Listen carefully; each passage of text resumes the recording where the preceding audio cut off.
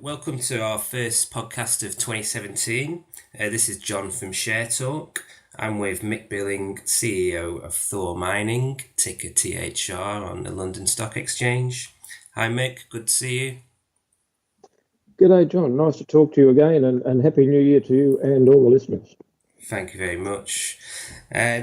Just for the benefit of the listeners who maybe haven't listened to a podcast about Thor Mining or have never researched into Thor Mining before, could you potentially give us an overview of the project you're involved with? Yeah, certainly, John.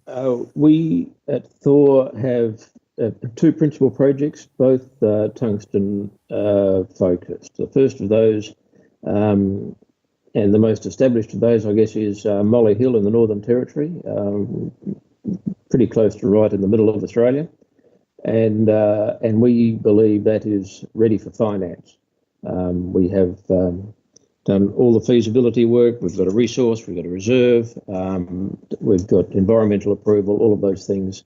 That's ready to fly, and at some stage in the not too distant future, we hope will be subject to we'll receive some finance to crank up the development. The second project, another tungsten project we call Pilot Mountain, is in Nevada in the USA. Not quite as advanced as Molyhill, but potentially much larger. We think it's going to be an absolute beauty, and we've got a drill program scheduled there starting early next month. Okay, and just going back to that drilling program, you had an RNS out last month just to indicate that you're about to start that drilling program. And do you want to tell us a bit more about that? Yeah, sure. To start off with, I guess Pilot Mountain has 4 known tungsten deposits, all of which have been drilled before by Union Carbide in the 1970s and are well known. More recently, one of those deposits, Desert Scheelite, has had sufficient drilling on it for a resource estimate of about a bit over 6.5 million tonnes at quite good grades of both tungsten, copper, and a little bit of zinc as well, and that's quite good. But we plan to, in this next drill program, do some extension work on that and on that particular deposit, because we think there's an opportunity to increase both the size and improve the grade. And secondly, on one of the other deposits that has already been drilled, start off a small drilling program that, in consultation with the resource geologist we've been working with on this one, to turn some of what we call an exploration target into resource. And we think that is, for a relatively small amount of money and 7 or 8 holes, we can add 1 million or 2 million tonnes onto that resource onto our resource inventory quite quickly, with what we believe is very little risk. Going back to the extension work at the Desert Scheelite deposit, the last hole that was drilled at Desert Scheelite in 2012 intersected at about 200 metres depth, nearly 14 metres of 0.9% tungsten and 17.5 metres at 1.8% copper, plus a bit over 2% of zinc. That was the last hole they drilled. They didn't have regulatory approval to drill any more, so we're going back to do that with a couple of more holes. In the first instance, one hole will be focused on seeing if those grades persist a little higher in the profile, because these holes are drilled at an angle, and that's where we intersected the mineralised material at about just under 200 metres. We're going to see if we can intersect it a little bit higher, and also a step out to the east. So the objective is to see if there's a bit of volume to this very tasty intersection. And while that is slightly higher risk, it's enormously high reward if we get the answer that we would like. Okay, and what's the timeline for this drilling program in terms of start and expected finish dates? The program is going to kick off weather dependent first or second week in February. It's a little bit cold over there at this time of the year, as you could probably appreciate. But it's scheduled to start at roughly around the end of the first week in February, and it should take no more than a couple of weeks. There's only a limited number of holes, because, to be honest, at the Garnet prospect, we're really doing no more than not much more than twinning some holes that were drilled 30 or 40 years ago. Sure. We know the results of those holes. We've got the drill logs. We've got the lithology. We've got the assays. What we don't have is the drill cuttings from those programs to be able to use to confirm a resource estimate. Okay, and just going back to the Molyhill project, you've obviously got, Spring Hill as well. You've got a payment coming for that in February from the sale of that, so it's 1.5 million Aussie dollars. How confident are you that's still going to come in next month? John, you always breathe a sigh of relief when something you've anticipated comes through, and we've been waiting on this for a little while. But in conversation with the people on the other side of the agreement, about a week before Christmas, they expressed absolutely no doubt that they would be following through with that payment. They have spent a considerable amount of money on the ground on this project since they paid the first tranche of the funds in February of 2016.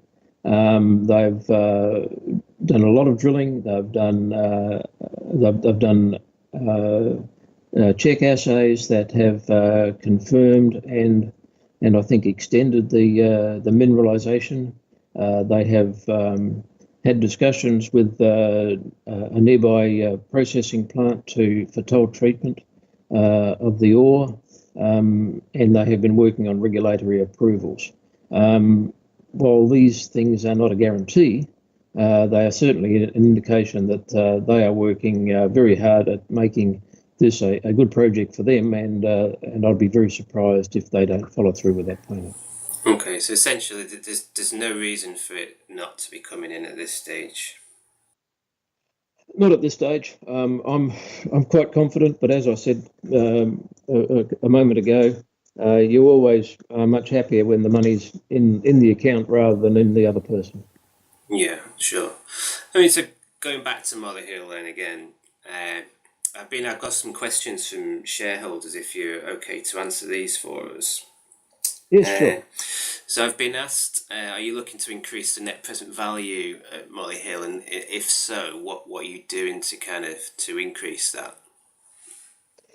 Yeah, I think that activity is going on a couple of fronts. We've been working for some time on cost reduction at Molyhill, both capex and operating costs.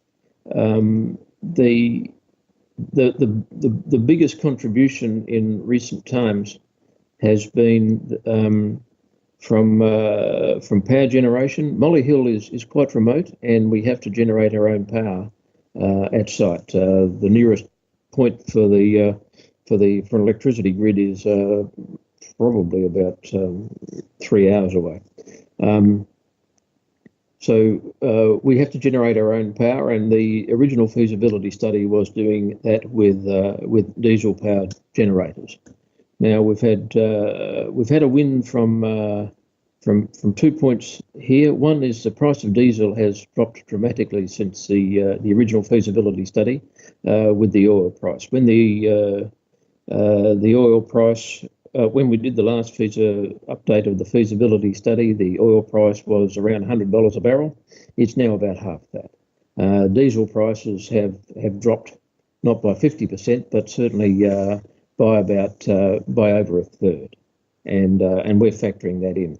Then the other win that we've had, and we've developed increasing confidence in this, is in the ability to generate a significant portion of our power during the daytime by using solar. And we've had some quite credible offers in the last few months to give us a diesel solar hybrid package that will reduce our power costs again even further. There's the opportunity there is to reduce our operating costs by a couple of $1 million a year, and that's quite significant. So that there have been other cost reduction initiatives that have tweaked and added and improved things a little bit, but the big win is from power generation. As far as the resource is concerned, we did a small drilling program in August of 2016 and came up with a few sniffs of tungsten in what we hope will become some satellite deposits quite close to Molyhill. There's also the opportunity to do a little bit more drilling on the Molyhill deposit itself that may improve things a little bit, and we have been evaluating that in the last little while. Molyhill is something that is a deposit that where the mineralisation extends much further into the soil than our existing resource and reserve do. There's evidence from the magnetic signature of the deposit that it extends down to 1 to 1.2 kilometres below the soil, below the surface. So we think there's plenty of opportunities to improve upon the size of the resource and also reduce costs. And we'll continue to work on that. But I suspect we probably need a slightly higher tungsten price than the current world market price, but for us to get finance. But I think we're pretty close to being towards the front of the queue. Okay, and given the sort of forecasts are quite bullish for molybdenum this year, 2017, how close do you think you are to financing the project, and have you got an idea in mind about what price is likely to close, and are you in any talks and what have you? John, we're always in talks, and as recently as in the last couple of months, we have been talking to a potential new provider of finance. These things go on all the time, but I have to say that I suspect we need a slightly higher price. I welcome the higher molybdenum price. Molybdenum prices, when I first got involved with Molyhill in quite some time ago now, were about between 5 and 6 times the current price, which was obviously quite exciting. I'm not a person who is tremendously bullish about molybdenum price long term, but any improvement is very welcome. Molybdenum at the moment is about 25% of our revenue stream for Molyhill. If the price improves it becomes 30 or 35%, that's a very welcome addition. And I hope that lasts. Sure. Okay, well that's everything I've got, Mick, unless there's anything further you want to update us on. No, John, as we said at the start, let's hope 2017 is a good year for Thor and also for Thor's investors. And thanks very much for your time today. Thank you very much. That was Mick Billing, CEO and Chairman of Thor Mining, ticker THR. Thank you, Mick. Thanks, John.